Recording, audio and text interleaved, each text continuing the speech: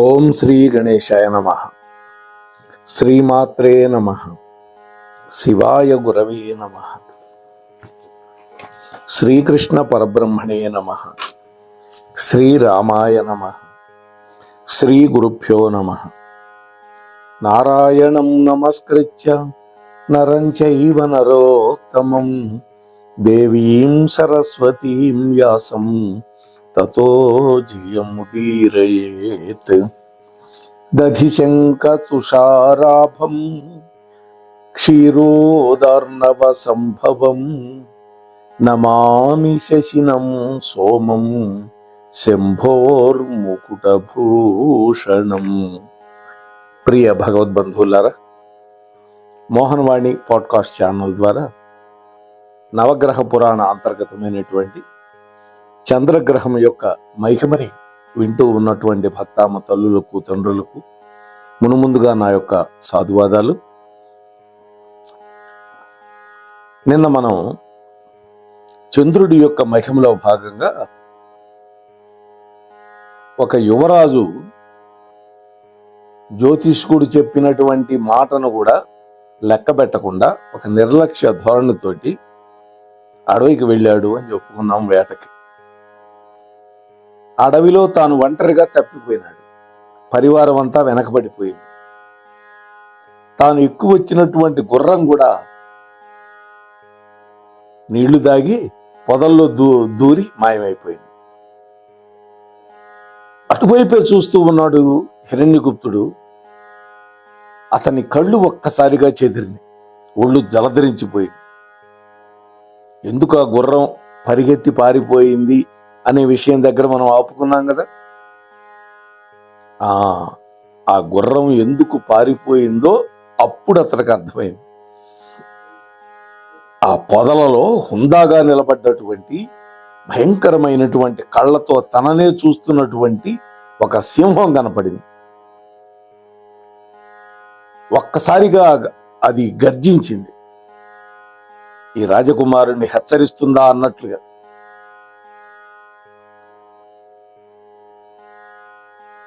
వెంటనే చూసుకుంటే తన దగ్గర ధనస్సు గాని బాణాలు గాని లేవు. ఎందుకని? ఆ ధనస్సుని బాణాలను గుర్రం మీదే వదిలేశాడు.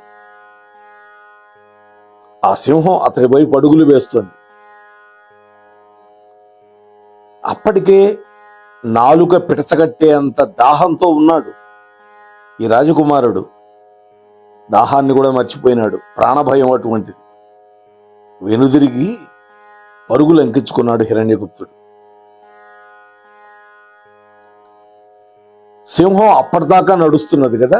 రాజకుమారుడు ఎప్పుడైతే పరిగెత్తడం మొదలుపెట్టాడో తాను కూడా పరిగెత్తుతూ వెంటబడింది. ప్రాణాలు గుప్పిట్లో పెట్టుకొని ఒగర్చుకుంటూ రొప్పుకుంటూ రోచుకుంటూ పరిగెత్తుతూ ఉన్నటువంటి హిరణ్యగుప్తుడు తల తిప్పి చూశాడు. ఆ సింహానికి తనకి మధ్య దూరాన్ని తగ్గిస్తూ పరిగెత్తుతుంది అది. పొదల్లో దూరి యువతలకు వచ్చినటువంటి హిరణ్యగుప్తుడికి తన కోసమే నిల్చున్నట్టుగా ఒక పెద్ద చెట్టు కనపడింది. గబగబా చెట్టు ఎక్కేశాడు. గుబురుగా ఉన్నటువంటి ఆ కొమ్మలు రెమ్మల మధ్య కూర్చొని గుండె దిటువు చేసుకుంటూ కిందకు చూశాడు. ఆ సింహం కూడా అదే చెట్టు కిందకు వచ్చి తలెత్తి పైకి చూస్తుంది. దానికి ఆకలి నకనకలాడుతుంది. ఇంతలో ఏదో ఒక చప్పుడు రాజకుమారుడి యొక్క చూపులను ఆకర్షించింది. ఒక పెద్ద ఎలుగుబంటి నల్లటి నీడలాగా చెట్టుపైకి ఎక్కి తానున్నటువంటి కొమ్మ మీదకే పాకుతుంది. అదేదో సామెత చెబుతారు, పెనం మీద నుంచి పొయ్యిలో పడినట్టు అయిందని అంటారు. హిరణ్యగుప్తుడి శరీరం వశం తప్పి వణికిపోతోంది. దగ్గరగా వచ్చి ఆ ఎలుగుబంటి ఆగి అతడి కళ్ళల్లోకే చూస్తోంది సూటిగా. హిరణ్యగుప్తుడు ఒక్కసారిగా కింద ఉన్న సింహాన్ని, మరొకసారి చెట్టు కొమ్మ మీద తిష్ట వేసిన ఎలుగుబంటిని కంగారుగా చూస్తూ ఉన్నాడు. అప్పుడు ఒక మాట వినపడింది. భయపడకు మానవా, నేను కూడా నీలాగే ఆ సింహం నుంచి తప్పించుకొని ఈ చెట్టెక్కాను. నువ్వు నేను ఇద్దరం ఒకే స్థితిలో ఉన్నాము ఇప్పుడు అన్నది ఎలుగుబంటి. హిరణ్యగుప్తుడికి ఆశ్చర్యం కలిగి, ఒక జంతువు మానవ భాషలో మాట్లాడుతోంది. అందుకని అడిగాడు, నీకు మానవ భాష వచ్చా అని. మనిషిలాగా మాట్లాడుతున్నావు. మానవులు జంతువుల్లాగా ప్రవర్తించేటప్పుడు జంతువులు కూడా మనుషుల్లాగా ఎందుకు మాట్లాడలేవు? ఎలుగుబంటి సమాధానం చెప్పింది. ఈ సింహం వల్ల దాపురించినటువంటి ప్రాణాపాయం మనిద్దరినీ ప్రాణమిత్రులుగా మార్చింది. నువ్వేం భయపడద్దు, నేను నిన్నేం చెయ్యను అన్నది. ఈ కథ వింటుంటే శ్రీమద్ రామాయణంలో సీతమ్మ వారు హనుమంతుల వారికి చెప్పిన కథ గుర్తొస్తుంది నాకు. ఇట్లాంటి కథ ఇది కూడా. యువరాజు హిరణ్యగుప్తుడు ధైర్యంగా ఊపిరి పీల్చుకున్నాడు. అమ్మయ్య, ఈ ఎలుగుబంటి నన్నేం చేయదు, ఆ సింహం చెట్టెక్కి రాలేదు. ఇది అతని ధైర్యం. ఎలుగుబంటి అతనికి దగ్గరగా జరిగింది. ధైర్యం చెబుతున్నట్లు అనిపించింది రాజకుమారుడికి. అరేరే, నా నోట్లోకి అందినట్లే అంది జారిపోయినాడే ఈ మనిషి ఎలుగుబంటి అని ఆ చెట్టు కింద విశ్రాంతిగా కూర్చుంది సింహం. వెళ్ళలాది. ఆ తరువాత భల్లూకరాజు ఈ రాజకుమారుణ్ణి, ఎవరు నువ్వు, ఏమిటి నీ కథ ఏంటి అని అడిగాడు. అప్పుడు ఆ హిరణ్యగుప్తుడు తన కథ అంతా చెప్పాడు. ఇంతలో సూర్యాస్తమయం అయింది. ఇంకా సేపటికి చీకటి కమ్ముకున్నది. బాగా అలసిపోయినటువంటి హిరణ్యగుప్తుడికి నిద్ర ముంచుకొస్తోంది. భల్లూకం అతడి పరిస్థితి గ్రహించి జాలిపడింది. నాయనా హిరణ్యగుప్త, ఇదిగో నా ఒళ్ళో తలకాయ పెట్టుకుని పడుకో, హాయిగా నిద్రపో. అర్ధరాత్రి దాటిన తర్వాత నీ ఒళ్ళో తలకాయ పెట్టుకుని నేను నిద్రపోతాను అంది. హిరణ్యగుప్తుడు అదేవిధంగా భల్లూకం చెప్పినట్టు ఆ ఎలుగుబంటి యొక్క ఒడిలో తలకాయ పెట్టుకుని పడుకున్నాడు. భల్లూకం చెయ్యి అతన్ని గట్టిగా భద్రంగా పట్టుకుంది. ఎందుకని? ఒకవేళ నిద్రలో కొమ్మ మీద నుంచి జారి కింద పడితే సింహానికి ఆహారం అయిపోతాడు కదా. హిరణ్యగుప్తుడు బాగా అలసిపోయినాడు. క్షణకాలంలో గాఢ నిద్రలోకి జారుకున్నాడు. అతడి గురక శబ్దం వినింది సింహం. పైకి లేచి ఒక్కసారి జూలు విదిల్చింది. ఓ భల్లూకరాజా, నువ్వు అమాయకుల్లాగా ఉన్నావు. వాడు మనిషి. మన జంతువుల్ని వేటాడి చంపడానికి వెనుదీయనటువంటి దిక్కుమాలిన తత్వం వాడిది. ఈ మనిషి మన జంతు కులానికి ఆగర్భ శత్రువు కదా. అటువంటి వాడికి ఆశ్రయం ఇస్తున్నావు. నా మాట విని వాడిని కిందకు దోసి నా ఆకలి తీర్చుకొని నీకు కూడా కొంత మిగిలిచి వెళ్ళిపోతాను అన్నది సింహం భల్లూకంతో. భల్లూకం అంది, అది కూడా నిష్కర్షగా చెప్పింది. ఓ మృగరాజా, ఇతగాడి ప్రాణాలు కాపాడతానని నేను అభయం ఇచ్చాను. మాట తప్పడం అనేది మహాపాపం కదా. సింహం చేసేది లేక మెల్లగా పొదల్లోకి వెళ్ళిపోయింది. అర్ధరాత్రి దాటింది. భల్లూకం హిరణ్యగుప్తుడిని నిద్రలేపింది. మిత్రమా, ఇప్పటి వరకు నిద్రపోయావు కదా, ఇక నిద్రపోయే వంతు నాది, మేలుకునే వంతు నీది. మెళకువగా ఉండు, జాగ్రత్తగా ఉండు, చెట్టు మాత్రం దిగద్దు. ఆ జిత్తుల మారి సింహం ఇక్కడే ఎక్కడో నక్కి దాక్కొని ఉంటుంది అంటూ హెచ్చరిక చేసింది. హిరణ్యగుప్తుడు ఒళ్ళో తలకాయ పెట్టుకుని పడుకొని నిద్రపోయింది. చెట్టు కింద అడుగులు చప్పుడైంది. ఇంతలో హిరణ్యగుప్తుడు కిందికి చూశాడు. పొదల్లో నుంచి యువతలకు వచ్చి సింహం తల పైకెత్తి చూసింది. ఓ రాజకుమారా, నిన్ను ప్రాణాలతో విడిచిపెట్టేస్తాను. అయితే ముందు నా ఆకలి తీరాలి. ఒక్క పని చెయ్యి, ఆ ఎలుగుబంటును కిందకు తోసిపారే. దాన్ని తిని నా ఆకలి తీర్చుకొని నా దారిని నేను వెళ్ళిపోతాను. తెల్లవారాక నీ దారిని నువ్వు వెళుదు గాని అంది సింహం. హిరణ్యగుప్తుడు ఆశ్చర్యంగా చూశాడు. ఎలుగుబంటిలాగే సింహం కూడా మానవ భాషలో మాట్లాడుతుంది. నా ఆకలి తీరలేదనుకో, మీలో ఎవరో ఒకరు కిందకి దిగేదాకా ఎన్ని రోజులైనా సరే ఇక్కడే కాచుకొని కూర్చుంటారు సింహం హెచ్చరించింది. అయితే నిజంగా నన్ను వదిలేస్తావా? హిరణ్యగుప్తుడు కొంచెం సందేహంగానే అడిగాడు. నేను మృగరాజునయ్యా, రాజులు ఎప్పుడూ మాట తప్పరు అంది సింహం. ఈ ఎలుగుబంటి గాఢ నిద్రలో ఉంది, తోసేయ్, తొందరగా తోసేయ్ అన్నది సింహం. హిరణ్యగుప్తుడు ఆలోచనలో పడ్డాడు. ఇదే కథ ఉందండి శ్రీమద్ రామాయణంలో, చూసారా?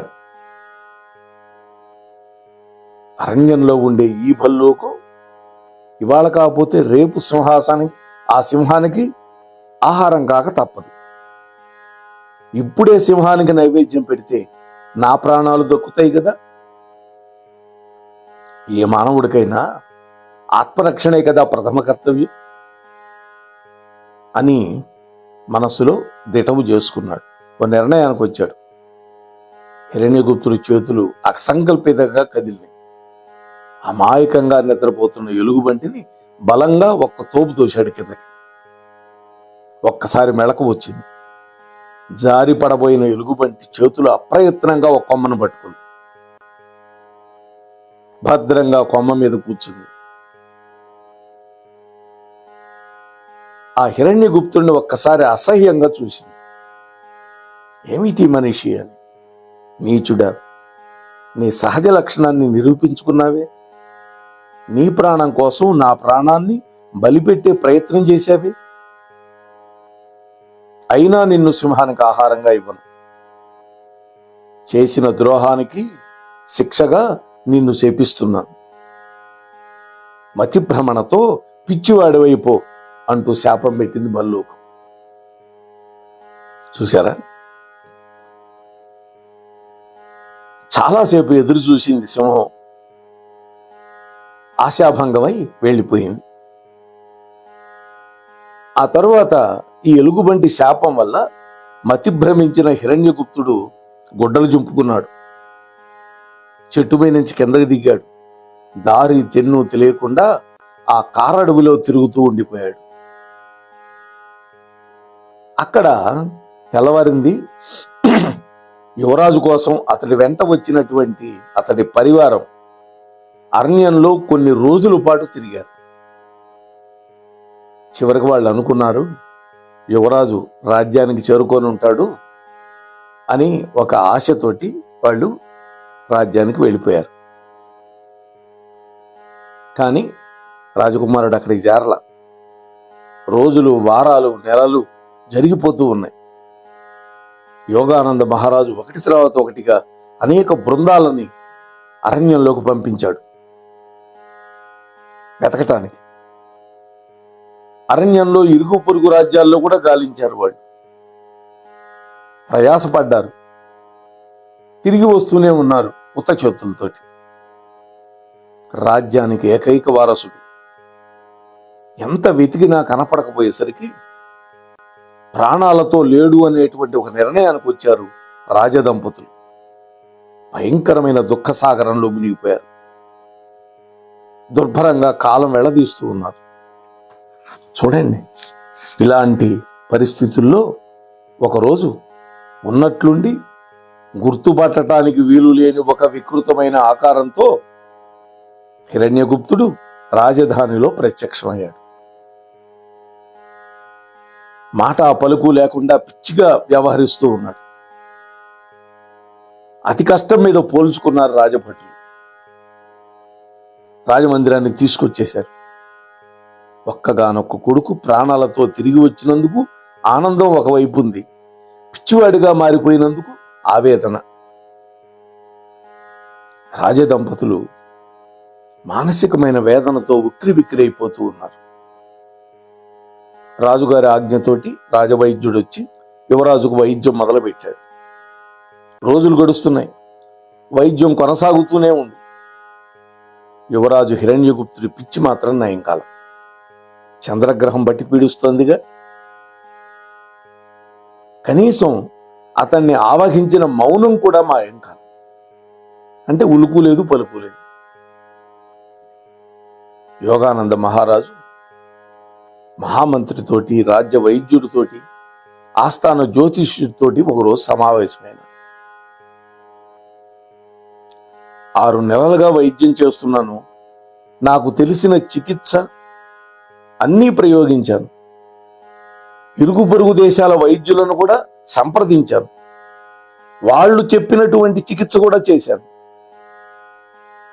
ఎన్ని చేసినా నేను ఇస్తున్న దివ్యమైన ఔషధాలన్నీ సముద్రంలో పోసినటువంటి మంచినీళ్ళలాగా అయిపోతుంది. సముద్రంలో ఎన్ని నీళ్లు పోసినా ఉప్పు నీళ్లుగానే ఉంటాయి. రాజవైద్యుడు చెబుతూ ఉన్నాడు ఈ మాట.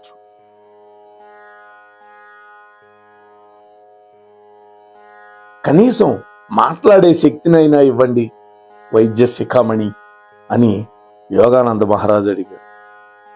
చిత్తం యువరాజు గారు మెళకువగా ఉన్న సమయంలో ఆపకుండా ఆ ప్రయత్నం కూడా నేను సాగిస్తూనే ఉన్నాను ప్రభు. ప్రభువులు మన్నించాలి. యువరాజులం గారి మౌనాన్ని భగ్నం చేసే ఉద్దేశంతో ఒక కడ్డీని ఎర్రగా కాల్చి వాతలు కూడా పెట్టించారు. అయినా కూడా యువరాజు నోరు తెరవల. ఆశ్చర్యంగా ఉంది అంటున్నాడు మహామంత్రి. సందేహం లేదు, నా పరిశీలనలో రోగ నిర్ణయాన్ని ప్రాతిపదికలుగా చేసుకుని నిష్కర్షగా మీకు మనవి చేస్తున్నాను. యువరాజు గారిది కేవలం మౌనం కాదు, అది శాశ్వతమైనటువంటి మోగతనం. నాకు తెలిసి మన యువరాజు మోగవాడైపోయినాడని నేను అనుకుంటున్నాను అన్నాడు రాజవైద్యుడు. యోగానంద మహారాజు చాలా బాధపడ్డాడు. అప్పుడు ఆయన చూపులు ఆస్థాన జ్యోతిష్క పండితుల మీద పడ్డాయి. ఆచార్య, మా యువరాజు జాతకం పరిశీలించారా అని అడిగాడు. చిత్తం మహారాజా, పరిశీలించాను, ఇంకా పరిశీలిస్తూనే ఉన్నాను. నాకున్న పరిజ్ఞానానికి అంతుకు పొంతు అందట్లేదు. యువరాజు గారికి ఎందుకు ఇలా అయిందో, ఈ జాడ్యం ఎంతకాలం ఉంటుందో లెక్కగట్టే శక్తి నాకు లేదు. వేటకు వెళ్ళడానికి సమయం అనుకూలంగా లేదని తమకు ఆనాడే నేను మనవి చేశాను. నా మాట మీరు మన్నించలేదు, యువరాజు కూడా నిర్లక్ష్యం చేశాడు.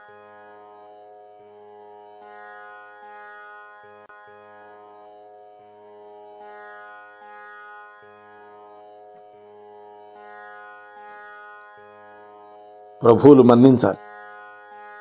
యువరాజు గారికి ఏం జరిగిందో, ఎందుకు జరిగిందో, ఏం జరగబోతుందో అనే అంశాలను జాతక గణన ద్వారా చెప్పగలిగినటువంటి పరిజ్ఞానం నాకు లేదు మహారాజా.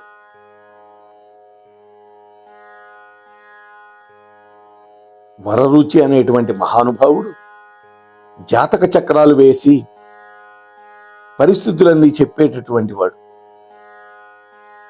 అనగానే ఈ జ్యోతిష పండితుడు అన్నాడు, ఆయన మహానుభావుడు, జ్యోతిష్ శాస్త్రంలో మహామహోపాధ్యాయుడు, పుంభావ సరస్వతి, ఆ మేధావి ఎక్కడా, నేనెక్కడా అని ఈ జ్యోతిష్కుడు అన్నాడు.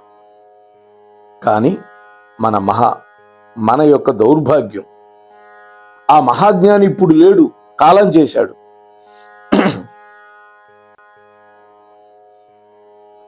అనగానే ఇంక చేసేది ఏమీ లేక వాళ్ళిద్దరూ సెలవు తీసుకొని వెళ్ళిపోయినారు, మంత్రి గారు, జ్యోతిష్కుడు.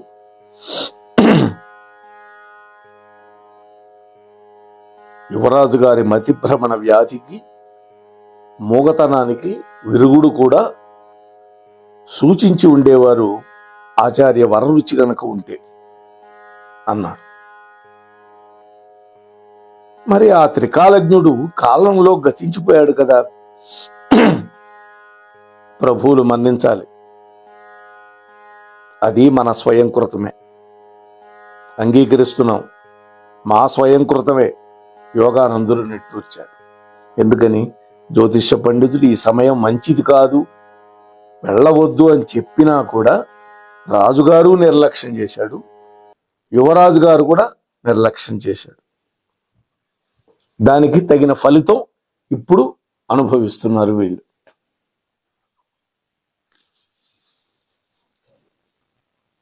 ఈ కథ వింటూ ఉన్నటువంటి శిష్యుడు ఆశ్చర్యంగా చూస్తూ ఉన్నారు.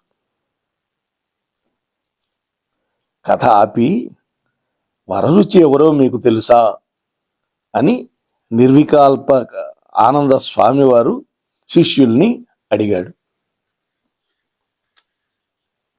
ఎంతో కొంత తెలుసు, మీరు చెప్తే కొత్త కొత్త విషయాలు తెలుస్తాయి కదా గురువుగారు, చెప్పండి అన్నాడు విమలానందుడు.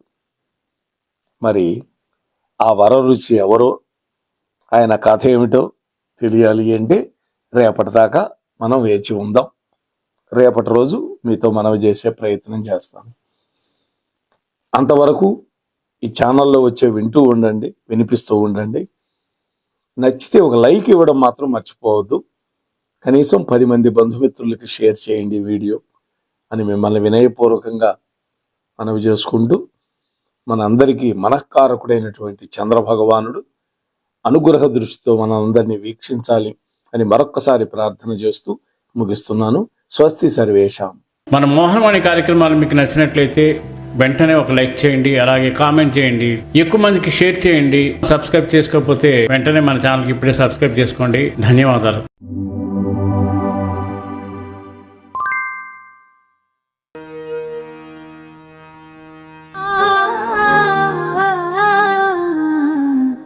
మోహనవాణి మదిని దోచే